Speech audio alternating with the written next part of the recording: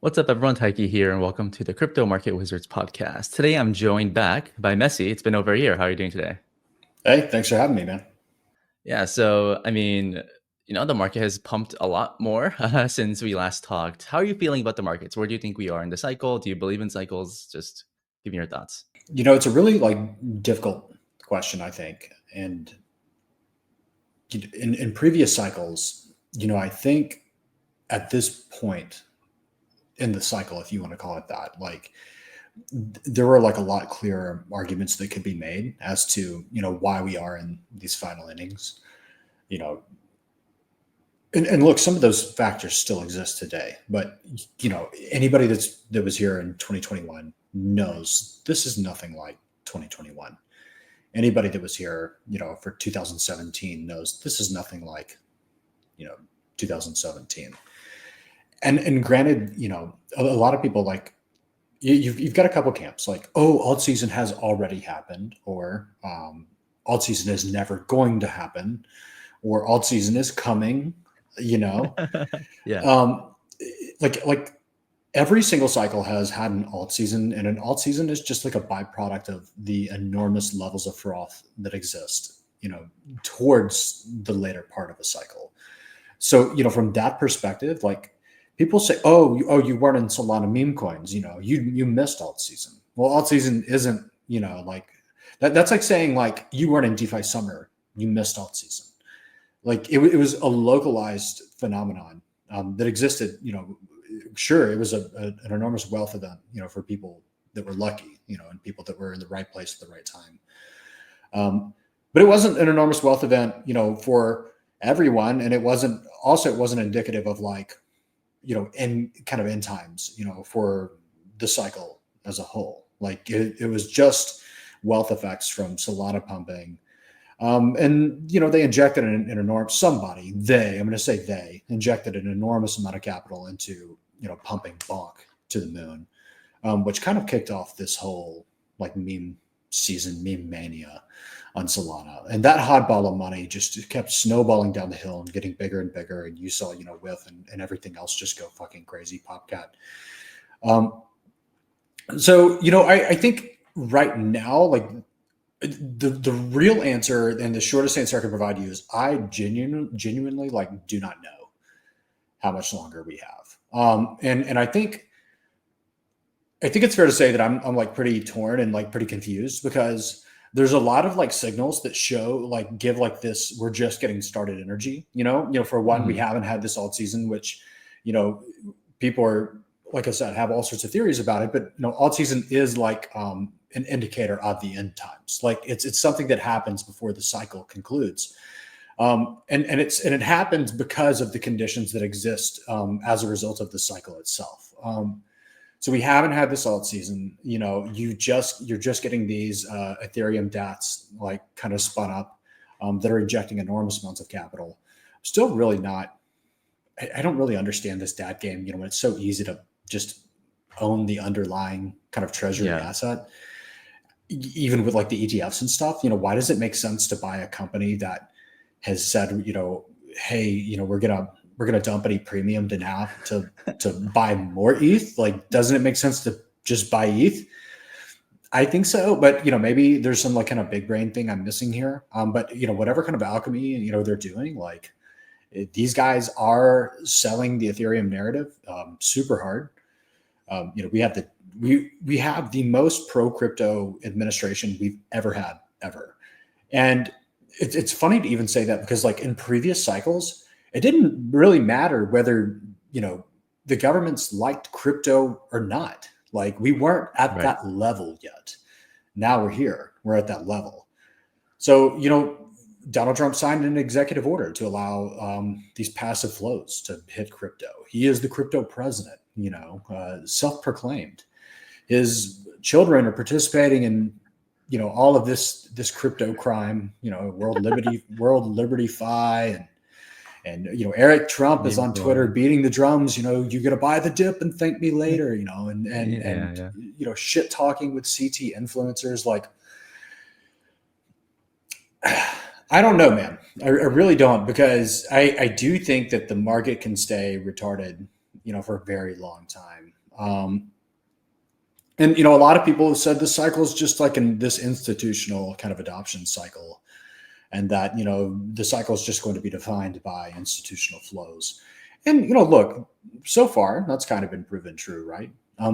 But the thing is, and the thing that I keep trying to tell myself and remember and just be mindful of, is that you need to just kind of be very flexible. Don't get too stuck in one mental framework, and believing that, hey, this is a super cycle, or hey, we are in the 8th or 9th inning, or hey, because no one really fucking knows what's going on here. If this is anything like any of the other cycles, if this is even a cycle at all, sure, like maybe November, December, maybe you should be looking at kind of de-risking a bit. And just historically anyway, it's typically kind of, I think, a pretty good idea to go ahead and do that anyway.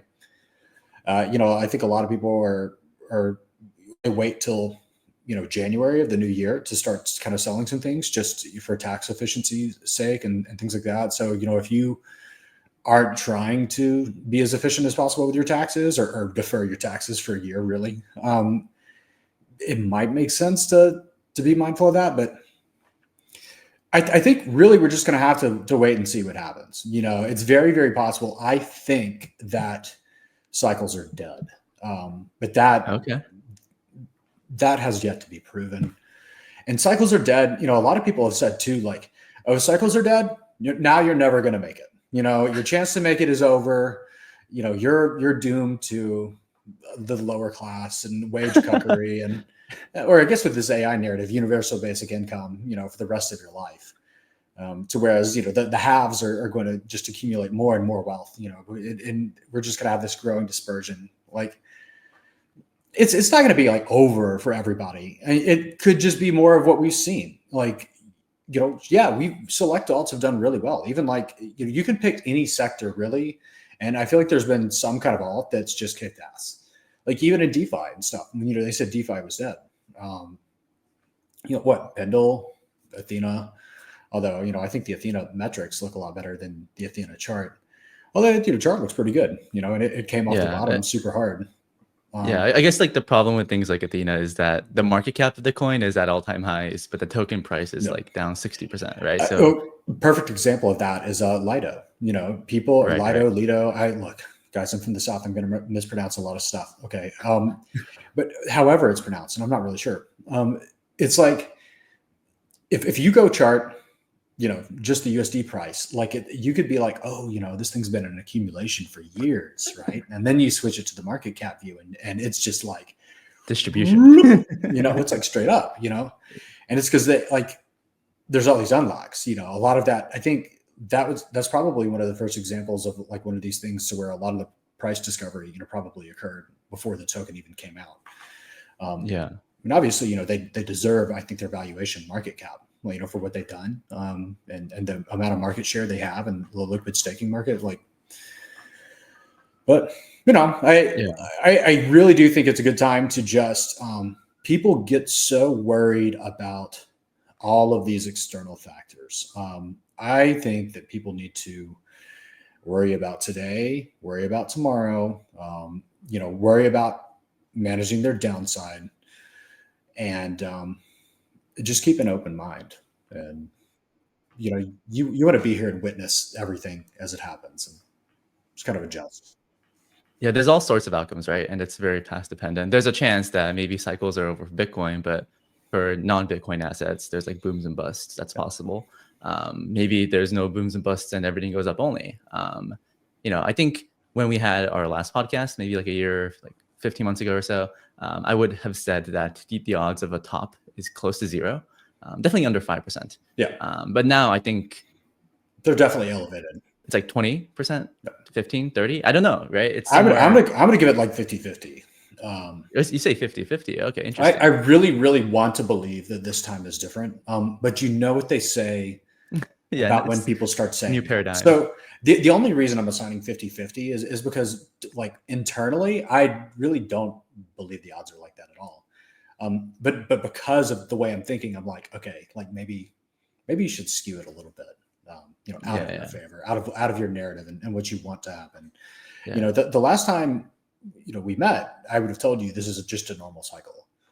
And it's going to be over at the end of the year. So my opinion's changed on that, just due to recent developments. And you can't, I don't think you can price things in like the Genius Act. And you've got Bezant saying we're going to have $3 trillion of new stablecoins coming online, and in the next 5-10 years or something. Like, I think it's difficult to price something like that on. And I guess speaking of, I guess, like DeFi and Genius Act and stuff, like obviously, yeah, like these are huge developments. And like you said earlier, it's kind of funny that when we had like a anti-crypto administration, we had crazy alt season, but we have a pro-crypto administration. Yeah, and it's nothing. We did have crazy alt season Q4 of 2024 and Q1, right?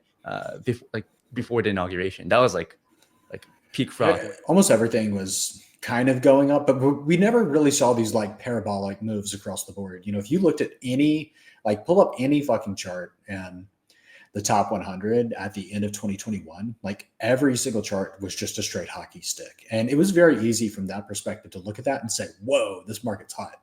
But if you did that today, that's not what you'd see at all.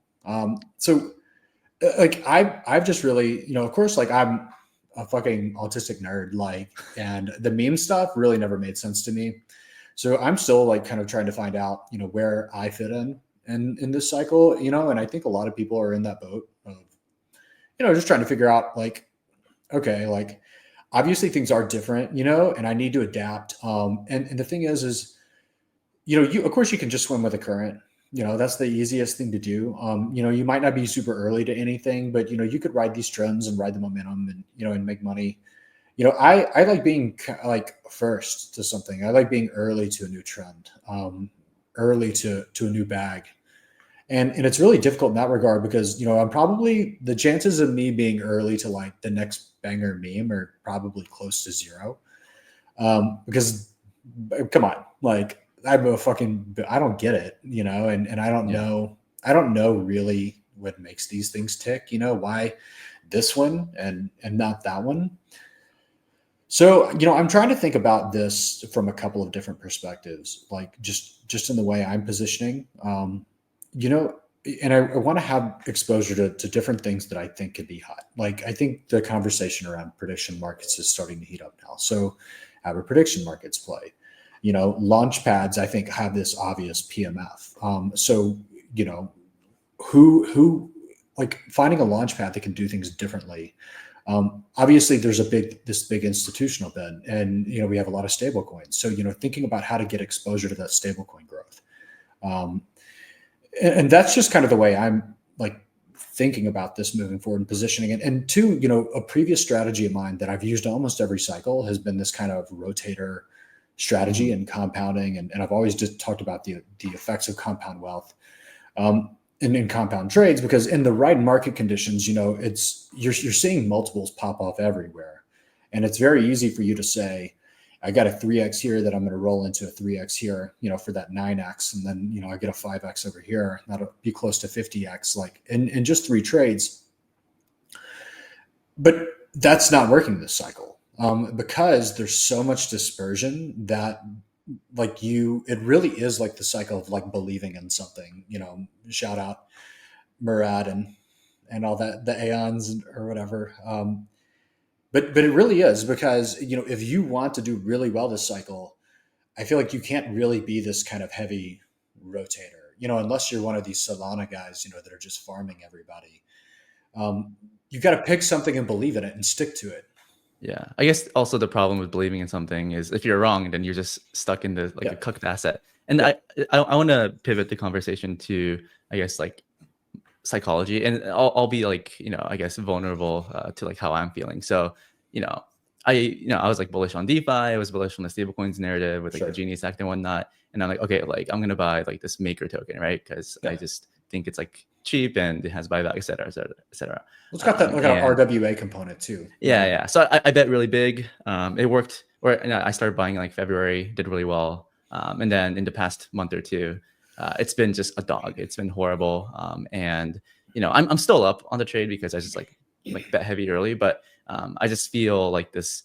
I do feel some form of anxiety where it's like it's like all my friends are like celebrating their ETH bags pumping, and then I'm just stuck in this random DeFi token, and I just like feel really, really bad. I noticed that I have like I started to have white hair. I'm like 29 now. I'm like, holy shit! Is this because of Maker? And you know, we always say like a comparison is the thief of joy, right?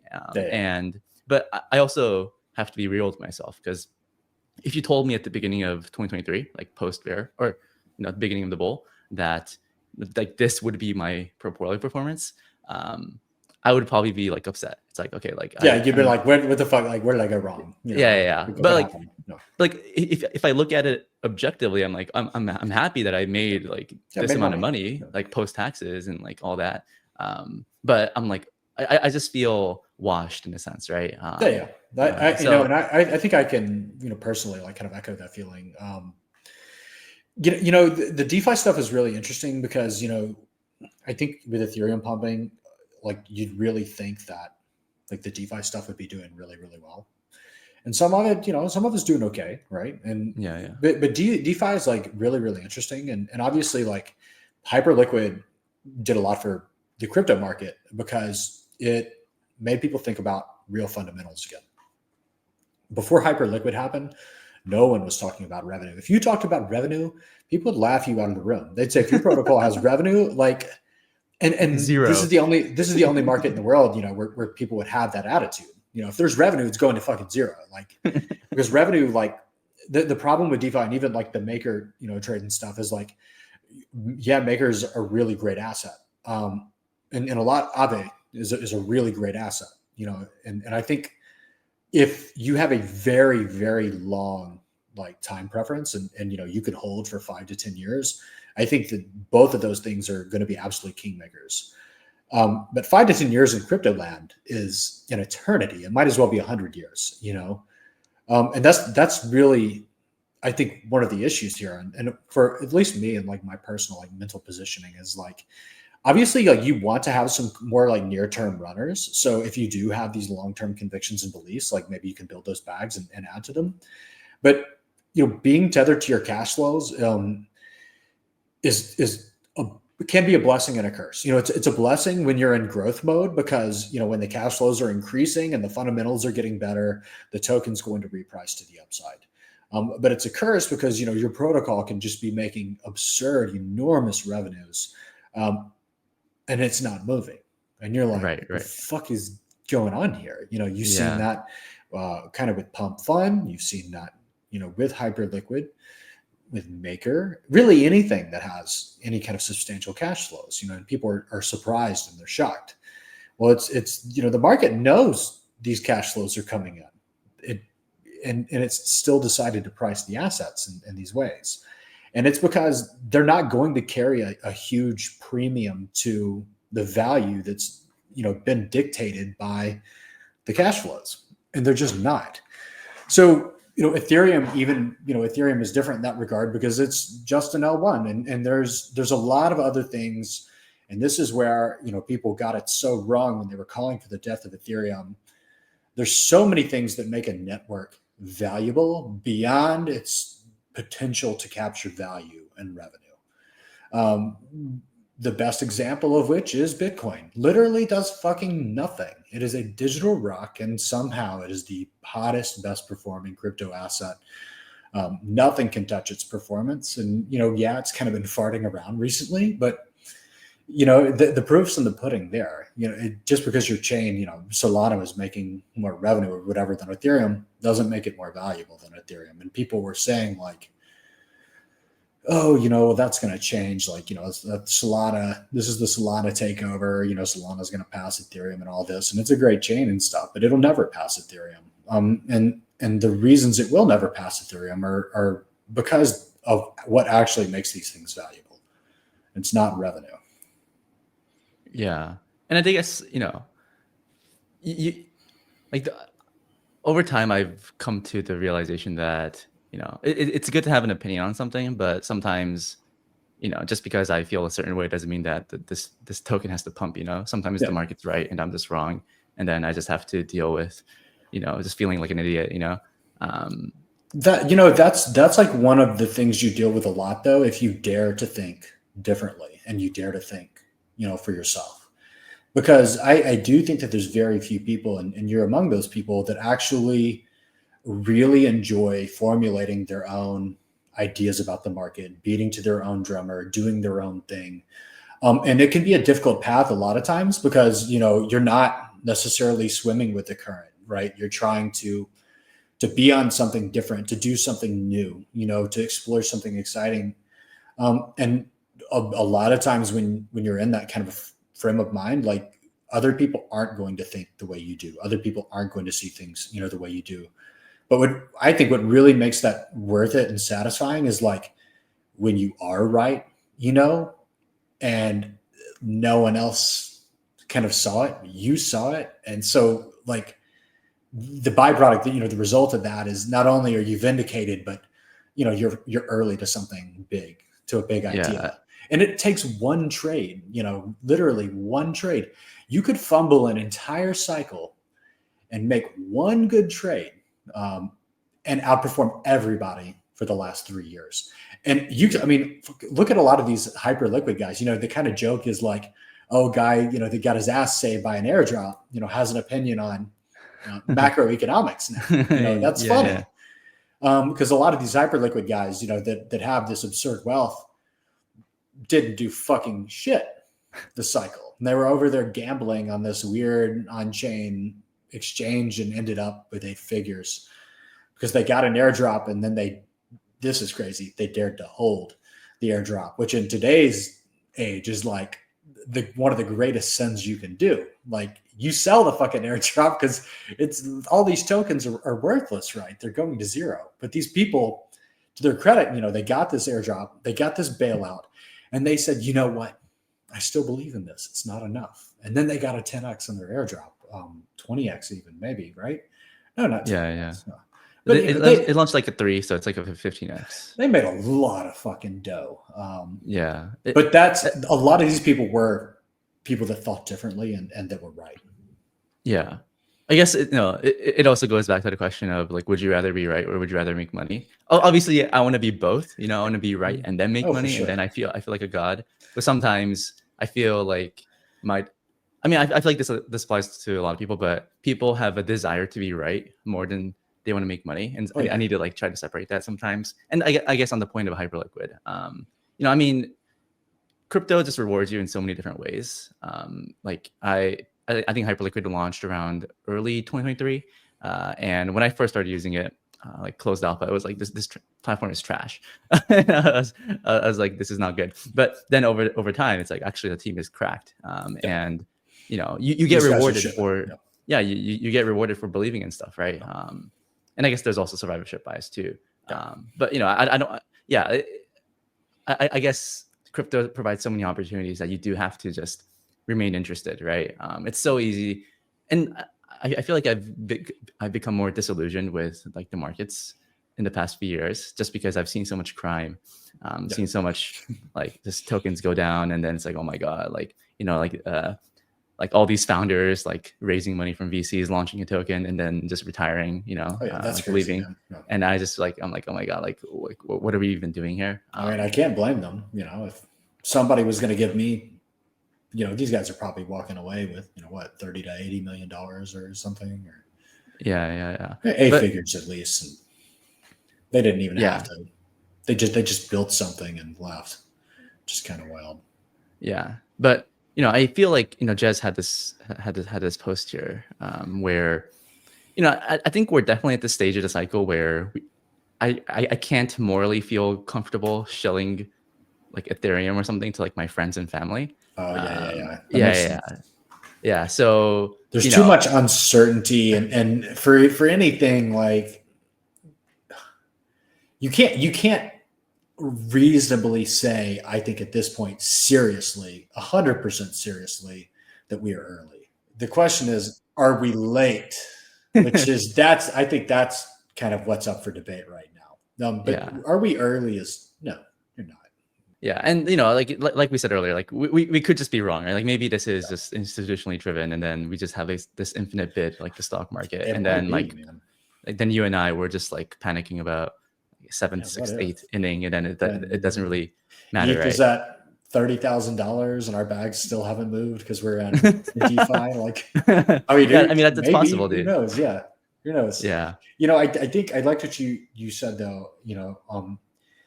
It's just remaining interested is so important. And I constantly am challenging, myself to kind of remain interested. It's a big part of surviving. To live, you need to have a will to live, and to have a will to live, you need to explore, and you need to constantly be curious and trying new things and stuff like that. And a lot of the new stuff is going to be really stupid, and but you got to keep an open mind, and you got to keep trying things. What's really interesting now is there's still like the hot ball of money bouncing around between like altcoins and stuff. I think is still so small, and attention is still so divided. Like there's so many different chains now, and I'm just going to call an L2 a chain, for the sake of this. But there's so many different chains competing for attention and narrative. And it's very, very, very difficult now to, whereas in the past, I might say,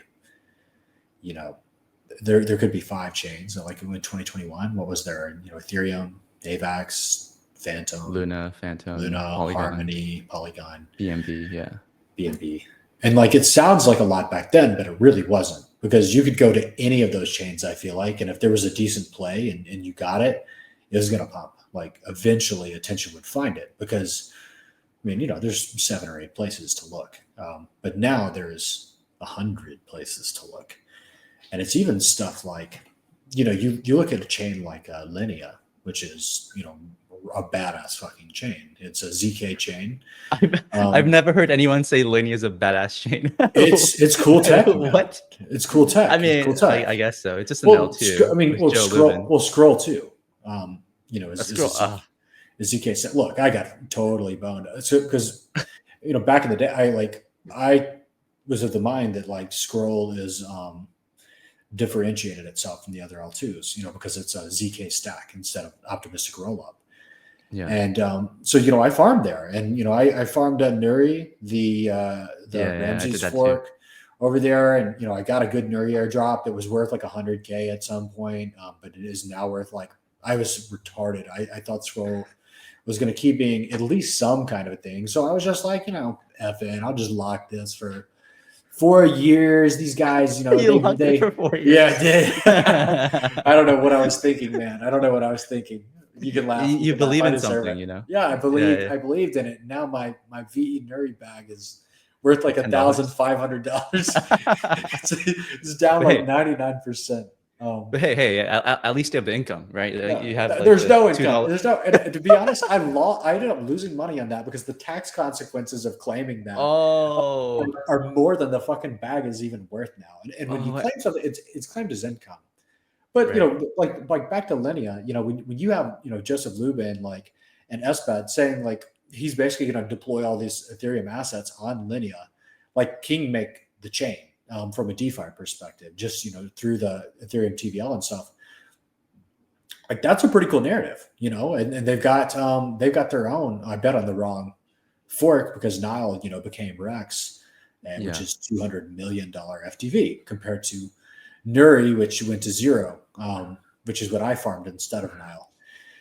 But there's so many different kind of like places that are all fighting for your attention now, and it's you can't pay people these worthless inflated tokens anymore. Like AVAX Rush, I remember, was such a big deal in 2021. Like, oh my God, these guys are making it rain. It was what, 300 million at the start of the program, and it ended up being like close to $1 billion or something, or even more. Like, that was crazy. That was crazy. They were just giving away all this money, and people were, it was something new and fresh, and I think everybody tried to mirror that, and it just didn't.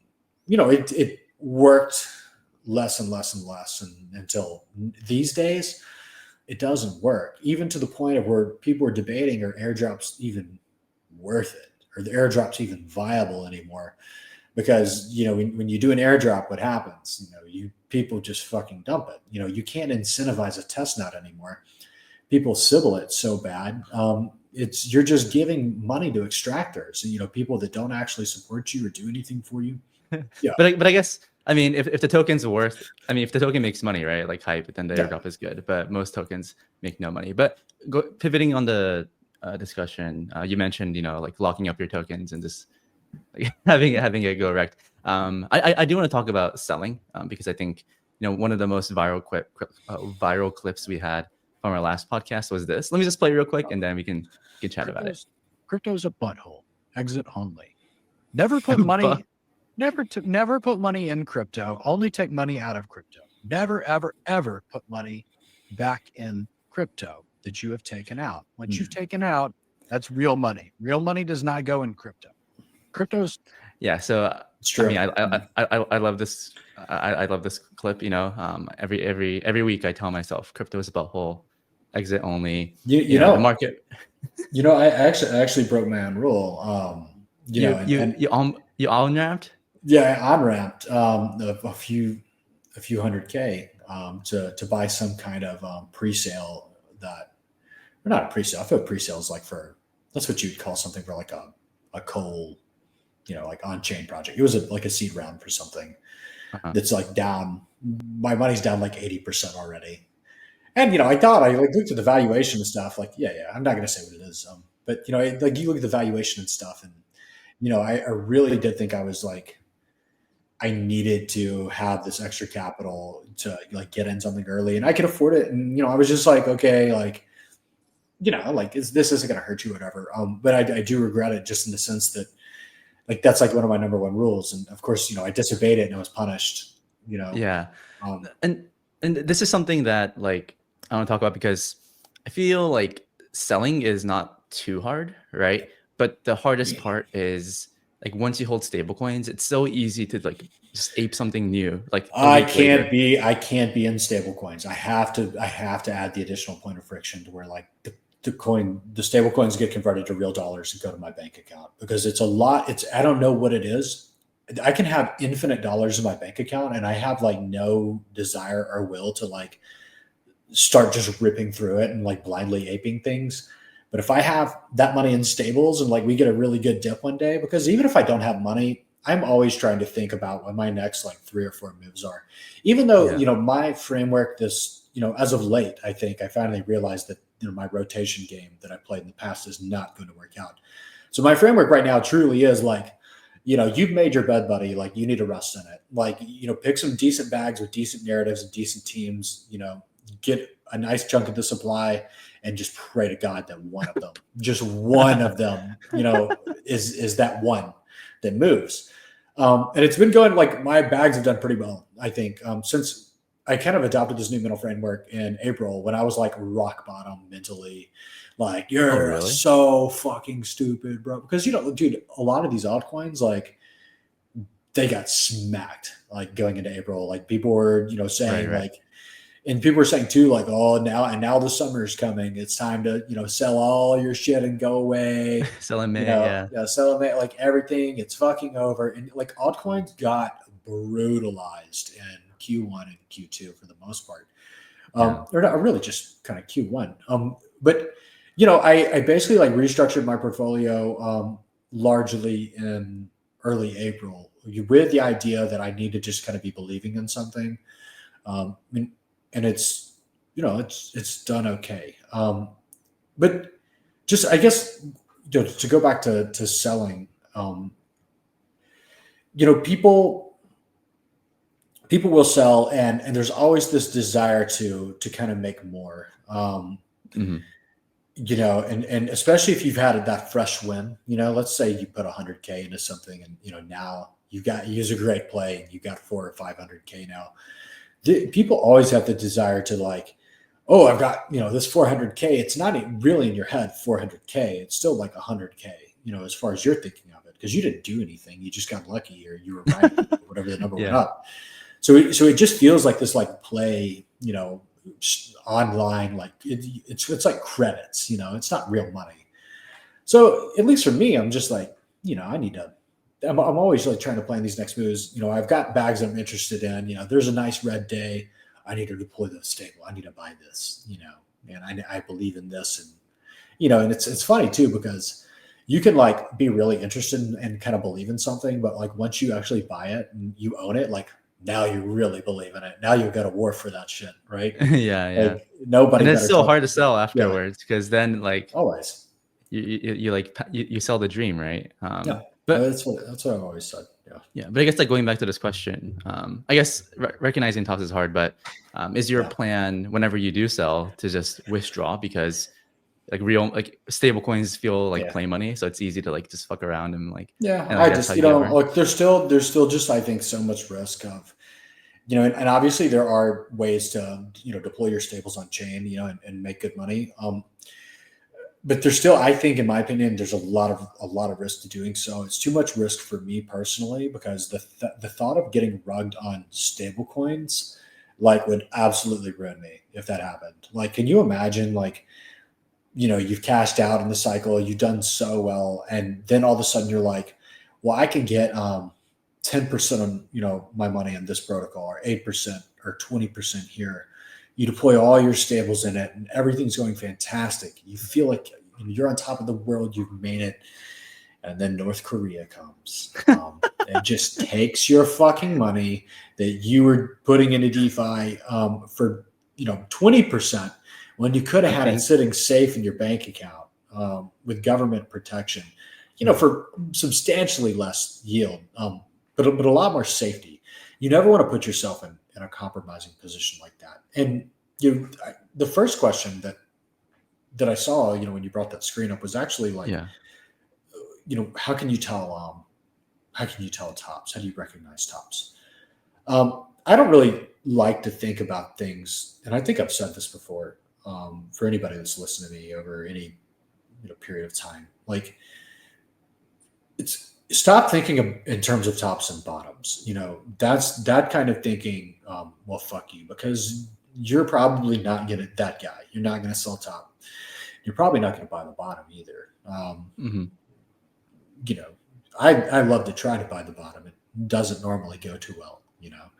Yeah. You don't want to be the guy that discovers the bottom. How about that? You want to be the guy that maybe waits for some other guy to discover the bottom, because 100 guys tried to discover the bottom before the guy that actually does, and they didn't.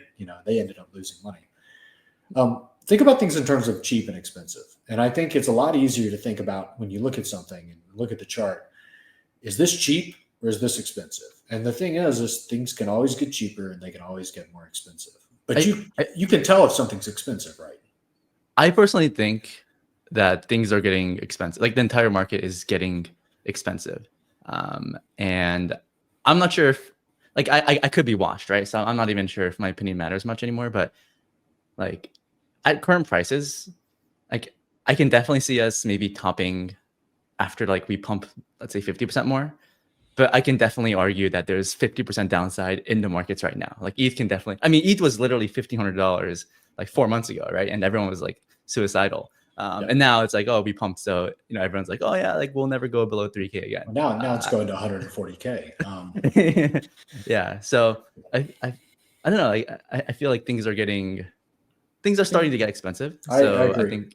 I think the amount of risk units in the market is getting more, so I've started to take some off. I've started to like take profits. I hold some JLP, which is like a Jupiter LP token on. It's performed really well. It's performed really well. Yeah. It's cracked. If I was going to own like an LP product like that, GLP, JLP, whatever, HLP, I think JLP would be my choice.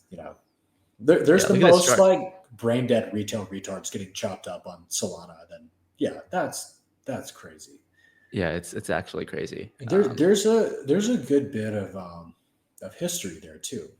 So I feel pretty comfortable just due to the fact that it's existed with a high degree of TVL for that long, like would give me some kind of confidence. But even then, to counter that, how long did GMX's GLP from V1 exist before somebody exploited it? Yeah, it seemed like one of the safest things in DeFi. GMX is probably one of the most forked protocols in DeFi. Yeah, one of the most battle tested code bases, one of the most audited code bases throughout various firms and years. And the scariest thing about this DeFi stuff still to me is that it only takes kind of one extreme edge case, to present itself for somebody to realize that it exists, and your money's just gone and there's no recourse. You can't do anything about it.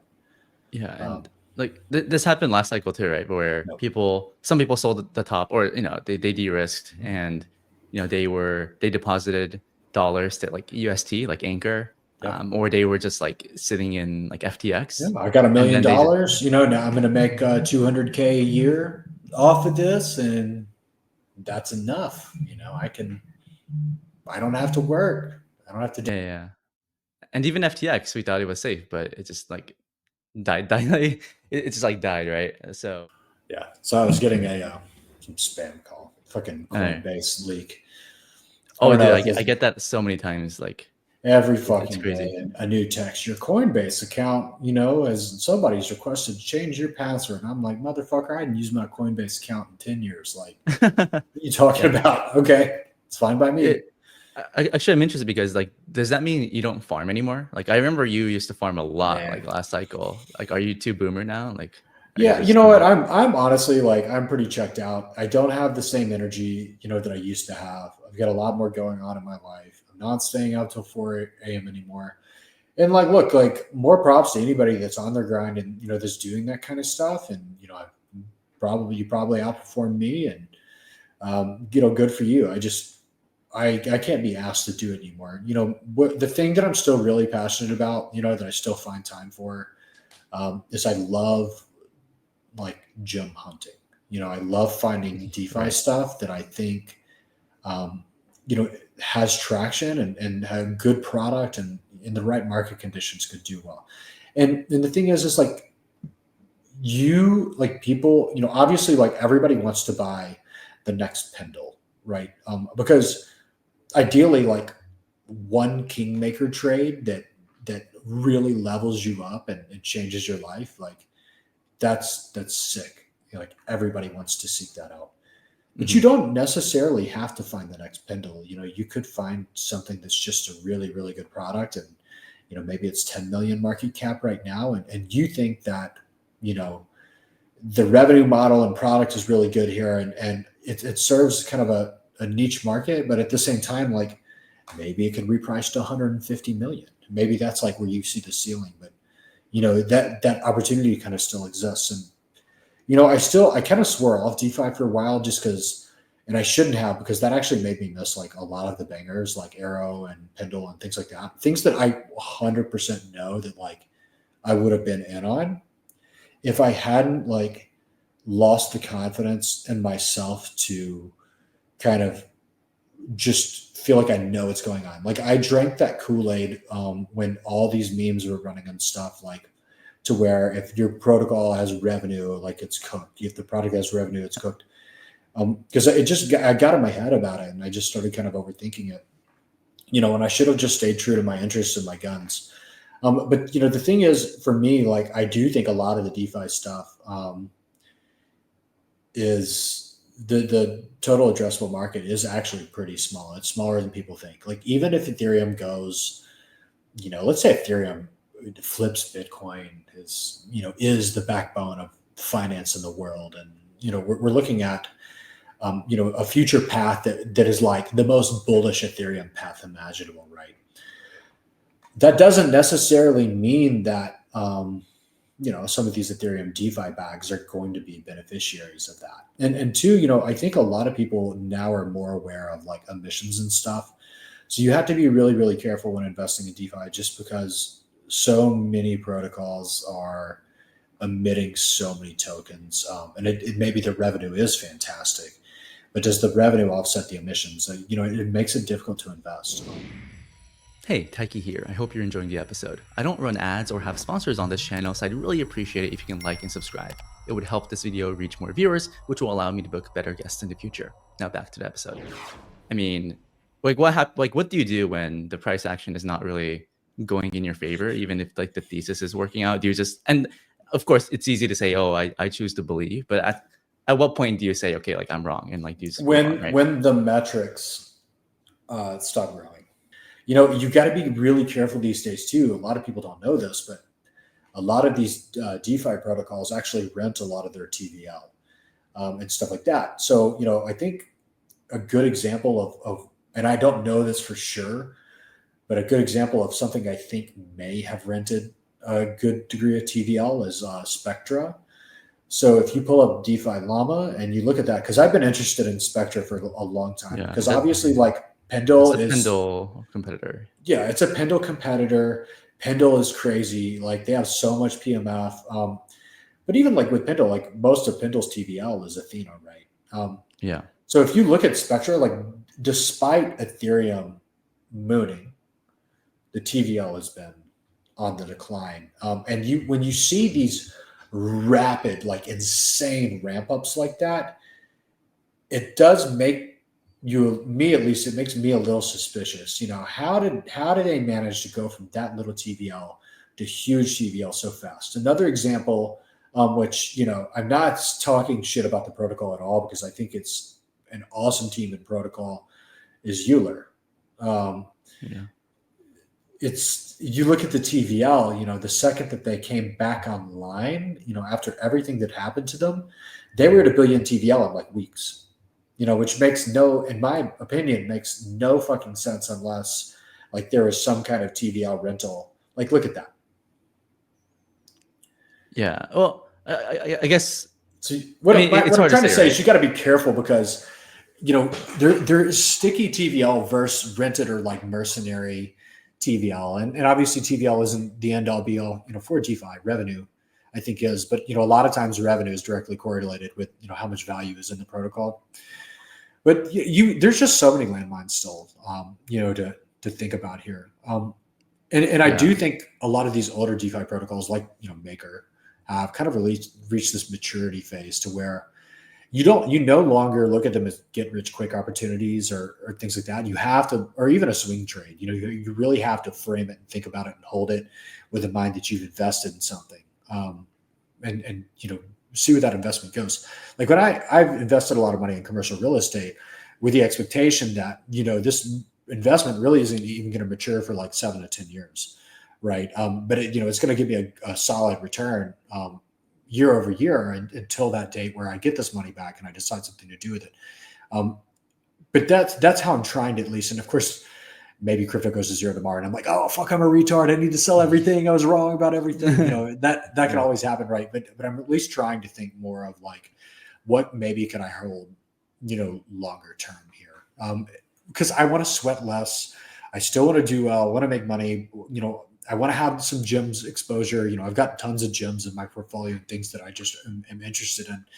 But, you know, I've also got some like really strong, like core positions that, you know, I do feel confident and comfortable with just believing in, you know, seeing what happens. What could it be helpful for the audience is, so it sounds like your portfolio strategy is to just, you know, accumulate tokens you like, believe, you know, cut for a loss if the metrics die, but that's part of, you know, it's okay, right? Because you're taking on that risk. If they die or momentum just totally halts, because like with FXN, like every time I look at, you know, FXN, like the metrics are better every single time. I can look at it next week and I'm right now, just in the frame of mind I'm in, I'm 100% confident that there's going to be more FXUSD in circulation, that the TVL is going to be higher, that more revenue is going to be made. Now, the thing is the token's lagging the metrics, which, you know, could be an incredible opportunity. But at the same time, like you start looking at those metrics flatlining, the momentum's gone. You know, maybe it was the momentum that was keeping the token and stuff afloat, you know, so maybe at that time you kind of need to reevaluate, like, does this make sense to continue to hold? Or you know, even sometimes like you have that initial repricing of when something is discovered and it starts getting a little PMF and then the metrics just kind of flatline. You know, I do like DeFi in that sense, just because there's something, you know, tangible, there's something real that I can look at and kind of use to kind of assist that decision-making process.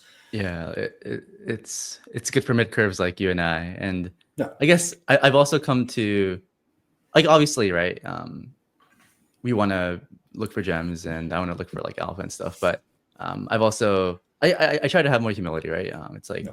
you know, like everyone has access to all these metrics, so just because TVL is up doesn't mean that the token is cheap. Maybe Yeah. it's somewhat factored in, and also there's also a possibility that we built, like, the devs have built all this public infra, and now like Robinhood is gonna like just charge insane fees on their L2, and then they're gonna make money, whereas like our altcoins kind of like wither away. Yeah. That's also a possibility too. And I mean, I feel like we all have an ego, right? It's like, the reason we buy stuff is because we think we're right and we think we can make money, and we think we're smarter or whatever. But I don't know. I feel like my past year or so has been not bad, but like not great. Yeah. So I'm trying to just maybe like a more Yeah. like better approach is to just like have more humility, maybe like farm like airdrops, like prediction markets. I just, I'm really just kind of in the mindset that like, and I think I've always been in this mindset that, what's going to happen is going to happen. Right. It's the best thing anybody can do is just stay positive, stay tuned in, stay interested. Time in the game is really all that matters here, because if you remain interested, and you remain interested over a very long period of time, I think that there's good odds that eventually other people are going to be interested in something you're interested in too. And that's, where the magic really happens. And, like to everybody, and like I see these conversations in crypto Twitter every day, and it kind of just pisses me off, like, because, there's a lot of people in the market right now that are kind of feel left behind and feel like they fucked the cycle up, or, things like that. And I imagine a lot of people listening, may feel this way. And there's always that guy that, that hit a big runner, that, bought whiff at the bottom, or whatever, that wants to come on Twitter and puff his chest and say, "Oh, you were, where were you, bro? Like, oh, I made all this money." People get the biggest heads from making a little money. You put a little money in most people's pockets, and even myself, I think when it happened to me, it warps your mind, and it warps your personality, and warps the way you think. And you see that the truth is that a lot of people do feel left behind this cycle. And to those in a way, people, I feel that too. I feel it too. And I've made some money. I can't complain. This industry has allowed me to exist and live a life that I could have only dreamed of if I had walked any other path. And even in the income from my underperformance, the gains from my underperformance these last few years have enabled a lifestyle that I'm very, very blessed and fortunate for. So, in that sense, like, I can't complain at all. But for anybody, that is feeling the weight of not making it yet, that is feeling the weight of fumbling this cycle, the only thing I can say to you is you have to keep believing. You have to stay interested. You don't know what's around the corner. It could be as soon as next month where you finally hit on something that changes everything for you. Mm-hmm. And it's funny because it's a lot like that. You've seen the gambling meme where, the guy's like, he's digging and it says, I can't remember the exact like phrasing of the meme, but it's essentially like, 99% of gamblers like give up, right before they're about to find the treasure or whatever. I mean, it sounds cliche, but that really is kind of what crypto is like. And I think so many people like crash out or just lose their fucking minds. Yeah. This one person who keeps on gambling. I hate to fucking say it, but it really kind of is like that. You gotta think about the long game. And let me just remind everybody, the long game is to keep gambling. Look, this is something that I've said many, many times. So a lot of you have probably heard it before, but like, people are in such a rush to get rich quick. If you were able to get rich over the next 5 to 10 years, that's still pretty quick. It's quicker than most people in the world. Most people spend their entire lives, working, slaving away, having to worry about how much PTO they have, when they can take time off, how they can afford this or that. Most people, go their entire lives without getting rich. Even look at like successful people. Let's look at a doctor, a lawyer.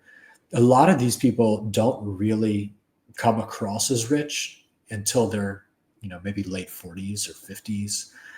And then you've got guys here saying that, if you've just turned 30 and don't have, $1 million net worth, and, you're broke and gay and retarded, and, Yeah, I hate you're this. never going to make it. Like, Yeah, it's like this. It's called the hedonic treadmill. I saw that post. Yeah. Yeah, where it's like, if you have like 100K, right, and then in 2 months you have 200K, you feel happy, right? Yeah.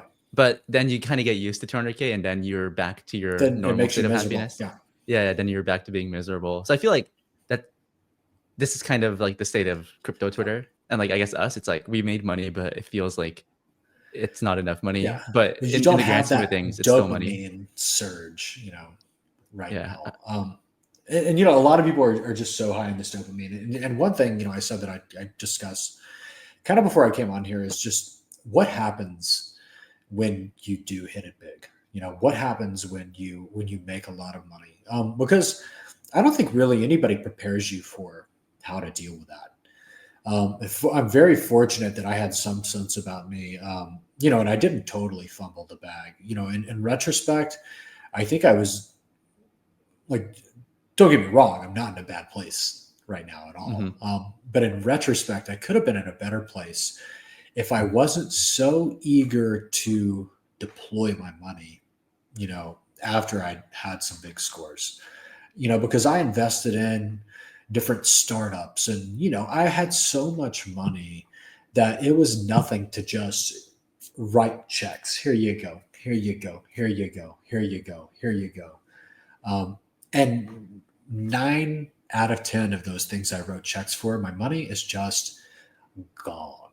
Okay, like it's totally gone. And maybe 10 out of 10, but to be determined, right? Like to be determined. I'm still waiting, to find out. If I could go back to myself in like 2021 and like bestow some wisdom, because you never know everything. One of the first impulses, especially I think on crypto Twitter, after you've made it, is you're going to want to spend money on making sure people know that you've made it. What that means is you're going to buy that M series BMW, or for some people, you're going to buy a Lamborghini, and then, I also need a Mercedes, and then I also need a Ferrari. I also need this, and then you're going to go spend, 300K on watches, because that's kind of what we're exposed to. I think the people that have money on crypto Twitter have kind of projected this is what people with money do, type image. I fell for it myself a little bit, and I thought that, if I wore a fancy watch somewhere, people would think, more highly of me, if they saw me drive up in a crazy car, that would make me more friends or make connections easier. But what you don't realize is it's the exact opposite. It alienates you. Nobody wants to be around someone like that. The vast majority of people in the world don't have those kinds of resources. And flashing it is tacky. It just is. I see a lot of people, you'll see these polls on Twitter, should I buy the BMW or the Porsche? It's like, why are you asking these broke people on Twitter, these people that are still dreaming? Why are you asking them? Well, it's more like it's like flexing as a service, right? It's like realistically, like no one's actually buying these cars, or at least people shouldn't, right? I feel like 98% of people are smart enough. Like here's the thing: is if those things make you happy and you're buying them because it makes you happy, then go for it. If you've earned it, you deserve it. But I see so much, and like I said, I was even guilty of this to a certain extent. People spending money just because they think about what other people might think when they see them with those things. So that's a trap you can fall into. You need to be careful with, and that's not to say you shouldn't treat yourself. When you do make some money, you should get yourself some nice things. But really, the only thing that's actually important that you should spend money on is a house. You want somewhere nice to live in a safe neighborhood with good school systems. You want room for a family in your home. if a family is something interested to you. And then two, like you really truly do need to think long term, because it's very, very, very difficult to imagine, especially given like how much the dollar is devalued, Right. how a 20, because a lot of these guys that I think made it huge this cycle are like in their 20s, right? Because they're the guys in the Solana trenches and like stuff like that. That's why the culture on crypto Twitter has shifted so far towards like Zoomerism and just bullshit that doesn't matter, because and brain rot, But like I see these guys in their early 20s, making all this wealth, and the first thing they do, especially this generation more than any generation, is guilty of this Instagram lifestyle, trying to keep up with the Joneses. Your entire life now is online, and these people, put their entire lives online. It's like they're filming their own reality shows, almost. And like, guys, when I was 25, when I was 20, I was so fucking immature compared to, me now in my mid 30s. So immature, like in so many ways. And I would imagine that phenomenon, it may be less and less, but I would imagine when I'm in my mid 40s, I'll look back at myself today and be like, that guy didn't know anything. Right. But there's nothing wrong with that. That's just how it is. But trust me, for your future self's sake, if you probably have not made enough money to retire if you're in your early 20s or even in your 30s. And for me, what keeps me awake at night, especially now that I've got a family to support, is thinking about how do I keep doing what I'm doing, and how do I make what I have last? And how do I continue to be smart about this? Because if you're 20 right now and you've just gone and bought that Porsche GT3 and the Patek for your wrist, or you got the AP now and you're buying, fucking $1,000 t-shirts and expensive shoes and all this.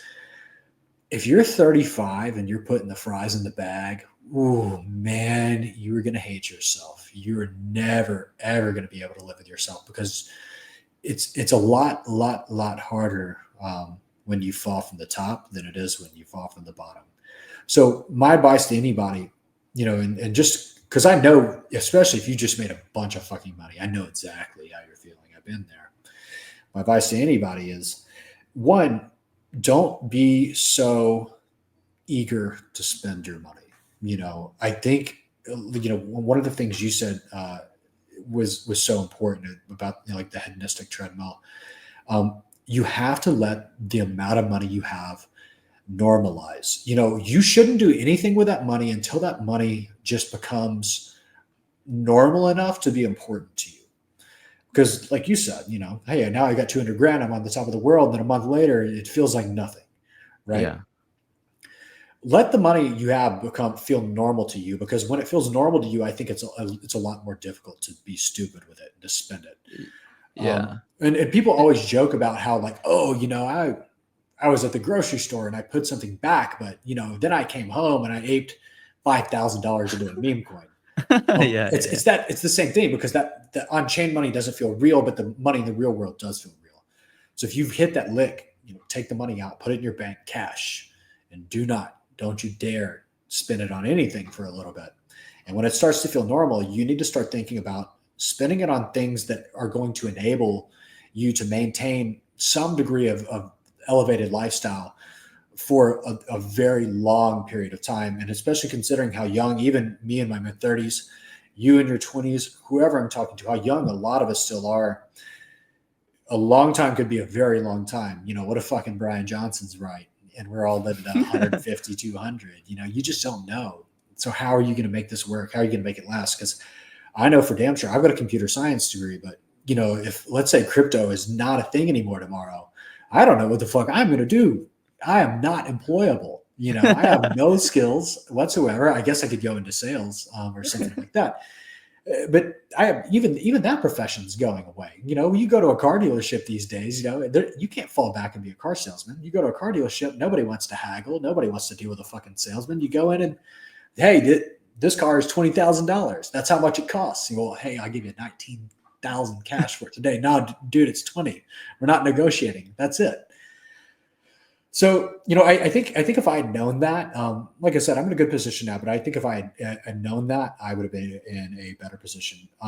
Yeah, It's just like it's one of those things that I think you have to experience yourself. And look, you could even listen to me and still kind of fumble this to some extent, but it is my hope that people realize that you got to make what you have last, and people think they can just make money in meme coins and stuff forever. You can't. Like, trust me, it's going to be dry as a bone sooner than you think. So prepare for it. Yeah. So I guess, this was a question. I mean, you kind of already answered it, but it's like, you like to withdraw cash to like real money, like, because crypto is a butthole, right? Like you go into crypto, exit only, feel happy with what you have, because 10K on chain feels different from 10K in your bank account. It really does. I mean, 10K in stables, not a lot of money. 10K in my bank account, that's a lot of money. Yeah. No, I think it was Daryl Lau that said this last cycle, where like whenever you make a lot, you should just withdraw everything to your bank account and like let it sit there for at least a few weeks, and just like feel it, right? Because like once you have like actual money in your bank account, it's just like, I need to protect this at all costs. But if you have like 6 or 7 figs on chain, it's like, all right, what am I eating next? These are my bags. It's all extremely volatile shit coins that go up and down 50% in a day. But yeah, and like I kind of felt so like this is Monday. Sorry, this was Wednesday. Oh yeah, like, I saw that. Yeah, dude, I literally got into a car accident on the highway. You weren't gonna ape Yeezy anyway. Like, I mean, yeah, this is mostly a shit post, right? But it did like lead me to like reflect on my life. It's like, I'm like aping all this money on chain, like buying ICOs or like me, like whatever, right? And then like literally on like some random Wednesday, I could have died, right? That's crazy. Yeah, so I was like, I really do need to value not only my life, but like my family and like my friend's life, my loved one's life, like my money, right? You have to respect money, because like there's no guarantee that like you'll have what you have now, right, tomorrow or like even next week. That's what really blows my mind. Like when I see these very public, like big wrecks on like Hyperliquid and stuff, like James Wen and yeah. And granted, like it's that kind of mentality that allowed these people to have that kind of money to gamble with in the first place. Like you can martingale your way up to insane numbers if you're just super lucky the entire time. You can martingale your way up just gambling in the right market conditions and have $100 million cash or whatever, and then it can be gone in a week. I like what you said. You have to respect money. You have to respect the money you have. This industry has just made money seem so fake, but it's a very real thing. And a lot of people listening to this, just due to the fact that you're even in this industry, your perception of money is probably warped. It definitely is, because it's the only place that maybe I log in tomorrow and I do have an airdrop waiting for me that's worth $5,000. Like, you give any random normie that's working at any kind of normie job a random $5,000, they're going to feel like they won the fucking lottery, like that's going to change their life. And here you are taking your $5,000 airdrop because you got it for free and it means nothing to you. So you're going to YOLO, Yeezy coin at $2 a Yeezy, because this is money backed by technology, like there's just no kind of respect. And to answer that question, when I say, I remember like it was yesterday, there's an initial state of kind of shock, because the dopamine high, like my best performance over my entire crypto career was the end of 2021. And it was crazy because like I had this kind of Midas moment to where everything I touched was just a huge winner. And I was playing the rotation game super hard then. I actually saw Kyle Davies on Twitter talking about AVAX ecosystem and AVAX Rush.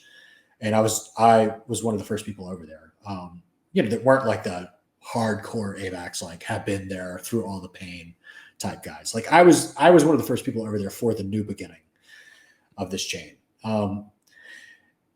And that was crazy, because everything just went up. I was early to Spell, because I met Danny, and Spell literally went 100x, 150x after I bought. And I wrote a lot of that up. Of course, you got Time Wonderland, Trader Joe. I had a couple of $1 million in Curve. I was just being a retarded mid-curver, just to show you how lucky I kind of was. I was thinking to myself, like, oh, Curve is good DeFi. Like, literally the biggest retard thesis you could possibly imagine. This is not a genius. And then all of a sudden, like, you got like Luna and stuff, and then the Curve wars just manifested. I wasn't thinking about that shit at all. I was arguing with Tetranode on Twitter about whether Curve or Convex would be the better play. He was obviously right. He was a Convex guy. CVX, yeah. But even then, I'd rotated a lot of my AVAX, being early to AVAX wins into Curve. I had like $2 million of Curve, and then Curve went 5 or 6x after that, and I sold the top. If you don't believe me, ask Loma Crypto, because I still remember discussing it with him over DM, and just being like, man, like, I don't know what the fuck is going on here. Like, what the fuck is this? But a lot of it was just like retardation, and you get so drunk in this energy. You feel invincible, you feel special. And honestly, the only thing that kept me safe from not losing it all was I was going to be a father. So that was something I was thinking about, and it kind of changed my brain chemistry and how I was thinking about it. But I was also thinking about, I'd read a story about a guy that got totally boned on taxes. And even though like he thought he made it, he ended up with nothing. And I was like, that, like, with a high probability, if you aren't a serious, like, grown man right now about what's just happened, like, that's probably going to be you. And you could ruin your entire life and ruin your whole family's life. Yeah. And I just had to say at that point, like, enough is enough. Like, I still remember that New Year, I didn't really do anything. And it was like 3 a.m, check the chain. It was 3 a.m. And I went and I just offloaded all my fucking shit, like everything. And of course, speaking of just getting lucky, I had a few like straggler plays. Like I bought, you guys remember Ribbon Finance towards the end? Yeah. I bought a bunch of Ribbon Finance, and guess what happened? Famously, Adam Cochran's DeFi list comes out. Yeah. His massive DeFi, 300 tweet DeFi thread. And guess what was one of his number one picks was Ribbon Finance. So Ribbon Finance, like I had like 500K in it. Like the thing went like 5x like in a couple of days, bam. Okay, sold all that. Thanks, bro.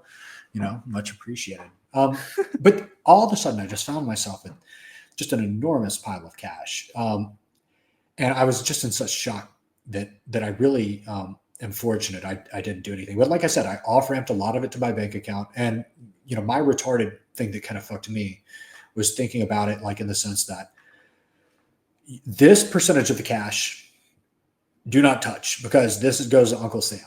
And if you fuck Uncle Sam, he's going to fuck you hard. And even during crime season, Trump administration, like they just fired the IRS person or whatever, but like, you got to be serious about these taxes, because they're going to get your ass for that for sure. They're coming for their money 100%. And then the rest of it, like I said, I was so eager and itching, just because when you make a lot of money over a very short period of time, the dopamine high is unlike anything in the world. You could do any drug imaginable, and it's not going to make you feel like the way having a parabolic portfolio over like 3 months straight. Like it doesn't even compare. It's not even close. Yeah, so nothing compares, dude. It's crazy. Like you go through a dopamine withdrawal, and that dopamine withdrawal, makes you irrational and makes you depressed. You do, have trouble sleeping. You do have self-doubt, a little imposter syndrome. It'll really, really, really fuck with your head. And I know everybody that has had, a big moment has felt kind of those emotions. And I really just, if you said Daryl Lau said it first, like I really agree with that you got it when you make that money, you got to put it in your bank and you got to let it sit. You just got to look at it every day, because, that urge is just like withdrawals, right? That you initially feel. Eventually you're going to look at that money and you're going to respect it. And you're going to say, that's real. I did this, there it is. If I could just go back and say, hey, this startup idea is retarded, and this dude that's pitching it to you is a retard too. Maybe you shouldn't give him 500K. That would have been nice. I bought supercars and stuff too. Like I said, just because I thought that, hey, I'm a money guy now. That's what money guys do, right? But it's you drive a Lamborghini for 2 weeks and the novelty wears off, and you start driving it less, and it's not practical, and you got to worry about where you park it, and getting scraped every time you go to the gas station. People think these Lamborghinis and shit are chick magnets. They're not. They're dick magnets. Like They're dick magnets. it is 100% a dick magnet. And not the right, not even good dick. Like you're gonna get you're gonna get the weirdest ass dudes like coming up to you, like trying to talk. You're just trying to get the fuck out of there. I got really tired of just everywhere you go, people are gonna beg you, look at you, try to talk to you. I just wanted to live my life. So I don't have any of those fancy toys or anything anymore. Fortunately, like supercars hold their value pretty well, especially if you sell them pretty quick. So, anything I had a McLaren, a Ferrari, a Lamborghini, a Rolls Royce. Anything I got, I was able to sell for almost what I paid for it, which is fortunate. I didn't get fucked in that way because a lot of the people, I got fucked in a couple of watches I bought at the end of 2021. Because, it's, I'll put it this way. 2021 bull was so fucking crazy that it pumped the watch market because people were buying. I've got a watch now that's worth like 50K that was worth like 160K at the end of 2021. And I didn't buy it for that, thank God. But there are people that paid 160K for it. It's just kind of outrageous fucking shit. Yeah.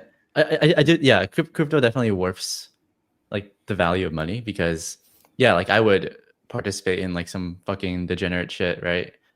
With like, sizable amounts of money. But then I go to Chipotle and I see like $4 guac and I'm just like, I don't know about that. This establishment. Yeah. It's like fucking capitalism, Yeah.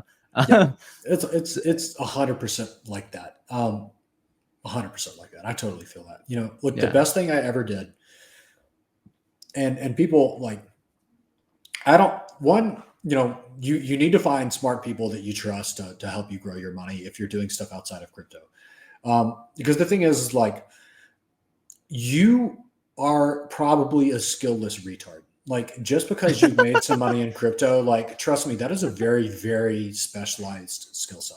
And maybe you're good at what you do here, but that doesn't mean you're a good investor in the real world at all. Which, that's kind of a trap I fell into to some extent. I've discussed it a little bit. I'm a fucking retard investor in the real world, and even in many ways, a retard investor in crypto. But the thing is like, I found some good people who are honest, and I made some really good commercial real estate investments. And the income from these investments has been just a godsend for me and my family. You need to figure out a way to get residual income, because when you have enough income, first and foremost, elevate the lifestyle. I would buy a house and I'd buy it cash. Don't listen to anybody that tells you to take on debt. They're retards. I don't care what they say or what their argument is or what spread they're trying to capture. There's nothing like owning a home. Own your home for one. Find out how to make some income. A lot of people will, they'll buy like cash flow businesses and stuff. Like I've got friends that bought businesses with good metrics that took over the businesses that are managing the businesses and are doing very well for themselves and their families.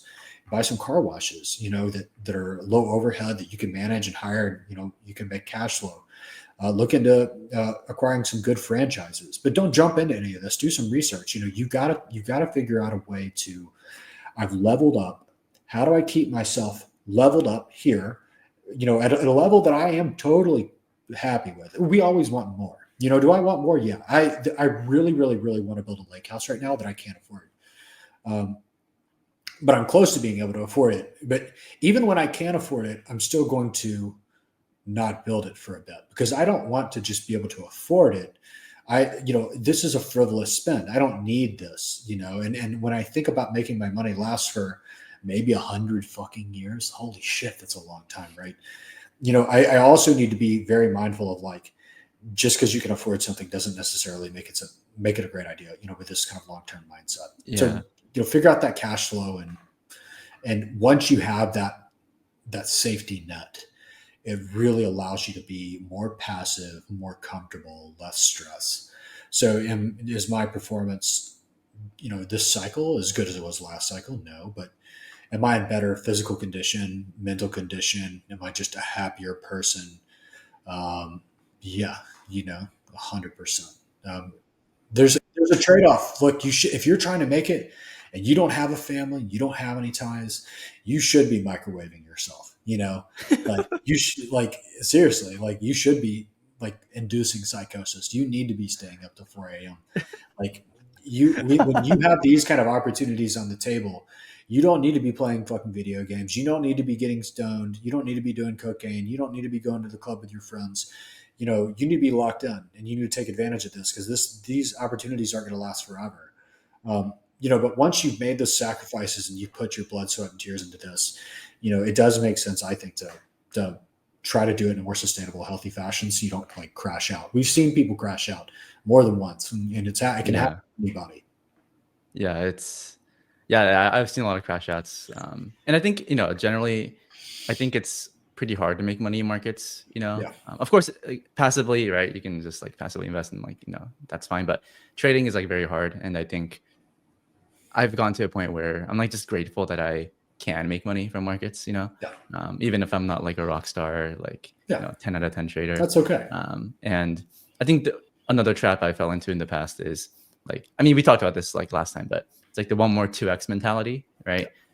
And it's so hard because, like you said, it's like dopamine withdrawals, right? It's like like for example, like me, like earlier this year, like Fartcoin hit like $3, and I was feeling like a god, right? I was like, oh my god, I saw the future, like Fartcoin $10, I'm about to print. Think about all the maker I'm gonna buy, and then I literally was like hanging out with like other Fartcoin holders, and we were just like so euphoric, like we were literally like dancing, we're just feeling ourselves, and that was like the Pico top, right? And then like my mentality was, oh yeah, like it'll get to $10, so I'll just sell it like 5 or 6, and then it just topped at 3, and then I just then like 2 months later, I'm like, I'm just in pain, and then I'm like, oh wow, like I'm such a fucking idiot, so like understand where enough is enough, right? Like you said, like what is enough, right? And also it's like just because you haven't hit your number doesn't mean that the market is going to keep going up, right?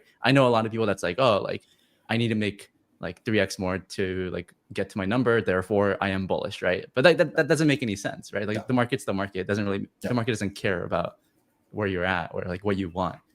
So like it's okay to just take it slow, right? It's like, what's the difference between like a 2x in 2 years versus 2x in like 2 months, especially if you're interested in this industry and you do just survive and stay interested, like things will work out for you, for a lot of people at least. And of course there's going to be some people that just never get it.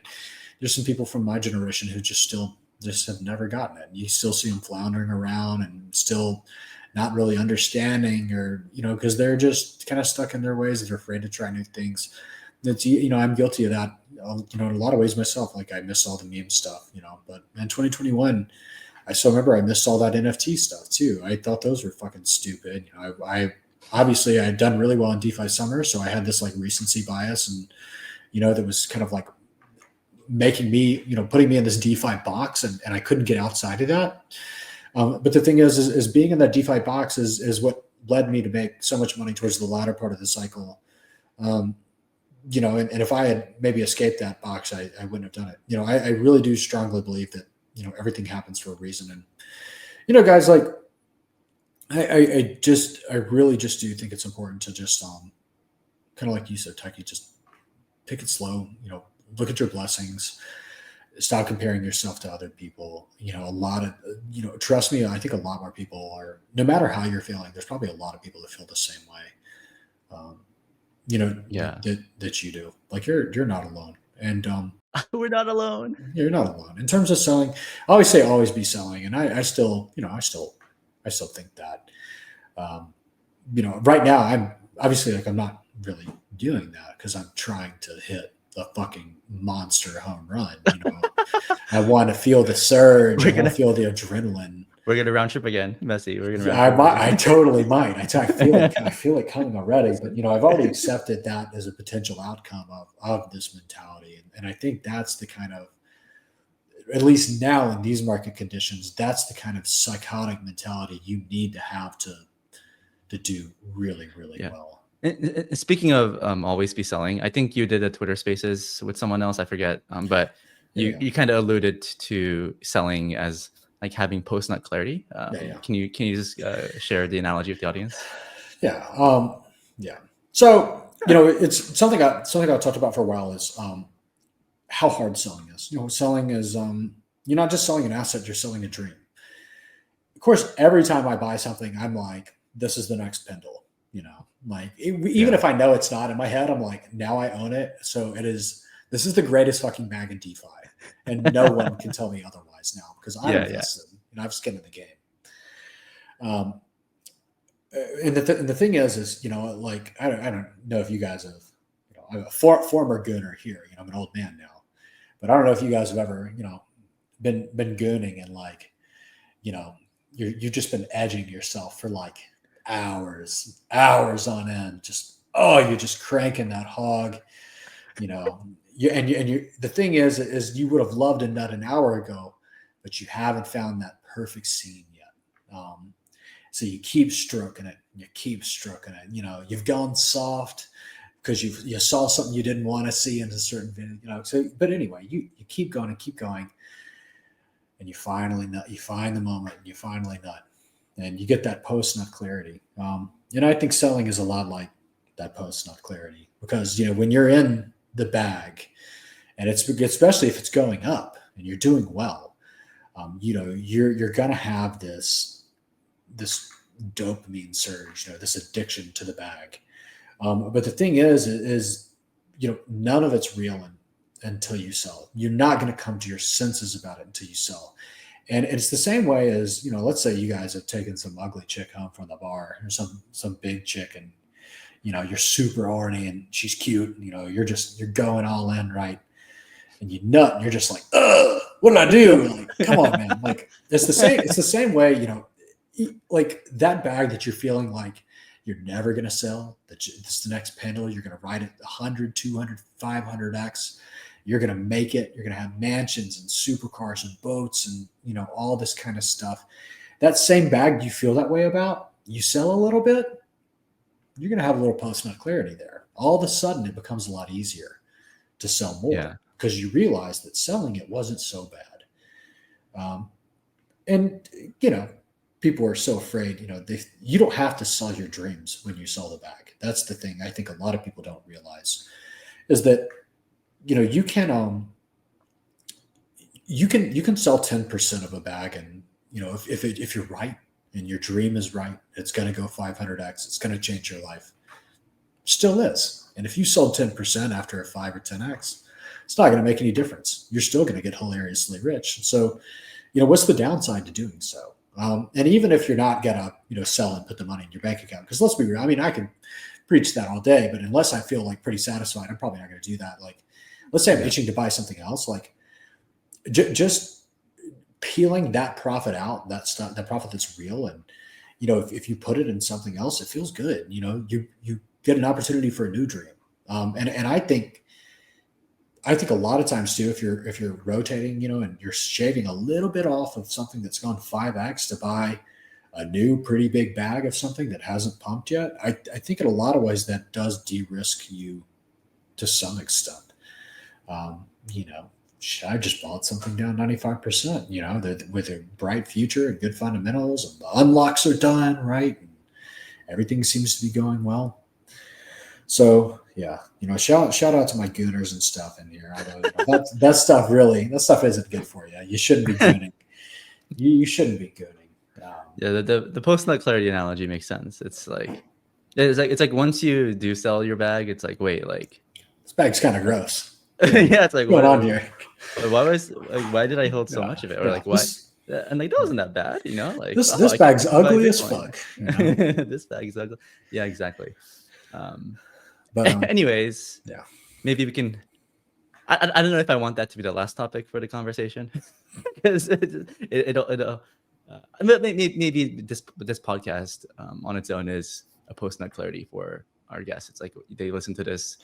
We listen. Maybe. It's like 90 minutes long, and like two mid curves talking about Yeah, like talking whatever, about right? fucking nothing. Nothing, and it's like, wait, like what the fuck did I do with my life? I need to sell my crypto. This Maybe is you know, if I would be satisfied if that was the outcome.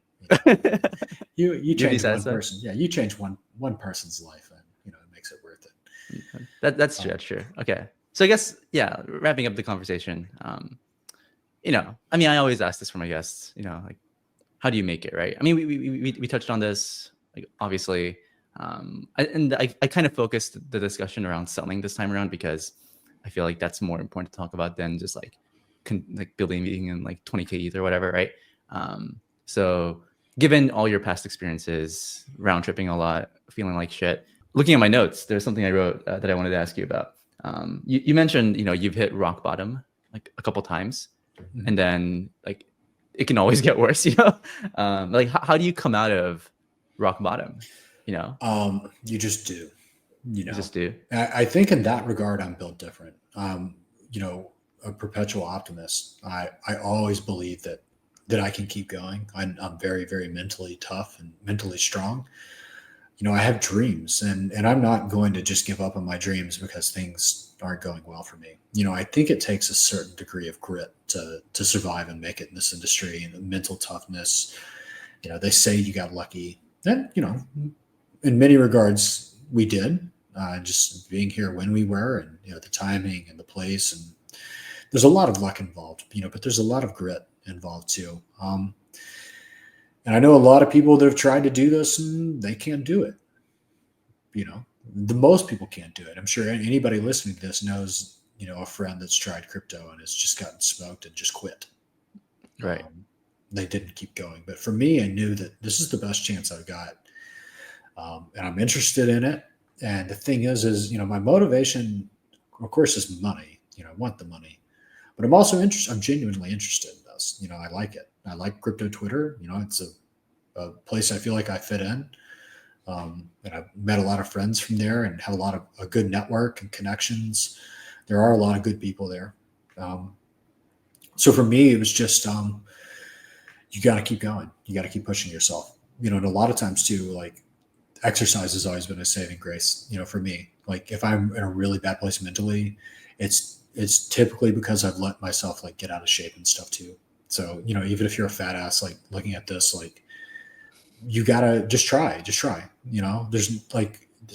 there's nothing shameful about what you look like or your health, your physical health or anything, but it's shameful that you're not trying to improve, because when you optimize your physical health, it optimizes your mental health beyond anything you've ever felt or experienced before.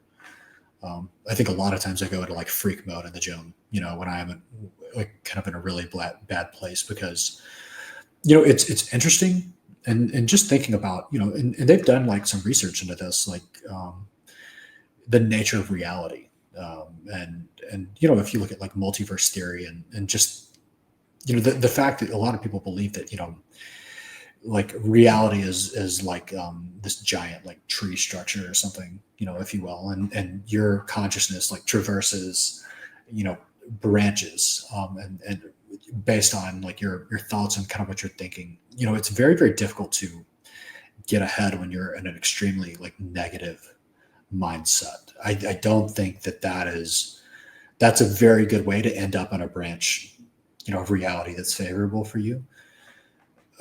So, why I don't believe in pure manifestation in the sense that like, oh, I'm really wanting this Ferrari, like, and a Ferrari is just going to be in my driveway tomorrow.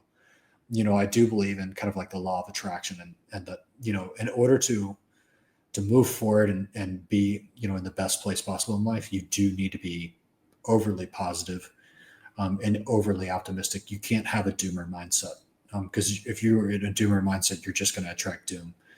So you really need to think about a way to get in that positive frame of mind, despite, being down 90% or whatever the fucking bad is going on. Everybody listening to this has things that are bad in their life, that are stressful. But you got to be a glass half full guy. There's a lot to be thankful for. We're all blessed in so many ways. in our own unique ways. And, you know, for me, I always know that, you know, whatever lows I'm feeling, you know, will eventually, you know, they'll be gone. I won't be feeling like that anymore. And for crypto, survival, once again, is so important. So it's just like, you know, don't be a fucking idiot. How many people, you know, could you imagine that like made some pretty good money, especially early on in Solana, when Solana itself was mooning. Then you started getting these big meme runners that were pretty PvE, because like most of the people in the ecosystem, I feel like ate pretty good off of them. So all of a sudden, you know, maybe it's the end of 2023 and you're a millionaire. Wow. You tell your mom, hey, Mom, I'm a millionaire. You know, Dad, you know, are you proud of me now? I'm a millionaire. I did it. You thought I was a fucking idiot. I did it. And here you are, you know, gambling, Gooning. fucking scams, you know, not doing anything to help yourself survive, when, you know, your first move should be like, hey, yo, worst case scenario, like if I get fucked super hard, I put myself in a position to where I'm still significantly like above where I was before. You know, people, you said earlier, they don't respect, you know, the money. And I think even though I've had these ups and downs throughout the years, I've always, even at my lows, it's been a higher low. You know, you want your life to be a bullish chart. Higher highs, higher lows, and higher lows. Yeah, you want, and that's it's realistic. Most people's lives are going to be highs and lows. Just make sure your life is a bullish chart. Yeah. Finances, right? Higher highs, higher lows. Mental health, higher highs, higher lows. Like it's people. I'm telling you, like physical health is so important. That too. It's so important. And look, like, you know, you get in great physical health, you know, especially I'm talking about 30-year-olds out there. You want to talk about laying some pipe, like when you remember when you're like 18, jackhammer status, you know, you can get back there. It's not too late for you. All right, for all the gooner friends, I'll wrap it up there. All my gooners, ex-gooners. Ex-gooners, yeah. All right, guys. Hopefully you guys enjoyed the conversation. Just two mid-curves chatting it out. But I think there's a lot of important lessons from Messi. He's a round trip. And look, I want to tell everybody listening, you know, before we wrap this up, like, please don't contact me about some fucking bullshit or ask me to make a personal decision for you or anything like that. But if you just need help thinking through something, like I actually talk to a lot of people, and I'm not your fucking therapist, and I'm not going to tell you what to do with your money or your portfolio. But if you have ideas or whatever, or you just want to reach out or something, like I'm not one of these guys that's just going to, you know, act like you don't exist. And you know, if anybody is like, well, I sent you a DM fucking 2 years ago and you never responded or something like that, why, you know, it was either probably really fucking stupid or something that made me really uncomfortable, or I just didn't see it. So, you know, like I don't see myself as better than anybody. I truly, like, I'm very passionate about this industry, very passionate about what I do, and also very passionate about other people being successful and being blessed in the way I have. So, I mean, if you have questions or whatever, like maybe I don't have the hottest alpha for you anymore. But you know, I think I do have a lot of unk wisdom, you know, and maybe I could help you out. Yeah, help you out in that regard. It's true. I'm definitely unk status. You know, I think you may be getting there. You're not 30 yet, so I'm 29. Yeah, I'm getting unk status. You'll be an unk soon. I know. I'm not looking forward to it. I mean, like you said, you have to love. What do you mean you're not looking forward to it? What's wrong with me? No. It's just that I want to. Yeah, maybe it's just like an ego part, right? You can age like a fine wine, you know, if you choose. Yeah, and Asians don't raisin, so you know. That's true. Yeah, I hadn't heard that one. No. Yeah, Asians don't raisin. All right. All right, sounds good. Thank you guys. Hope you guys enjoyed, and I'll leave Messi's info in the description, so if you want to DM him stupid ideas. Do not put my Telegram. Okay. What I meant is, like, you know, look, and especially like ask me stuff in public and stuff on Twitter. Like I'll probably actually like respond to you, and you know, I'm not like one of those big accounts that like I'm only going to interact with popular people. Like I've never been like that. I'm a nice guy. So all right. Hit me up. All right, nice guy. Hit him up. and he'll tell you to not goon. All right. Thanks, guys. Bye-bye.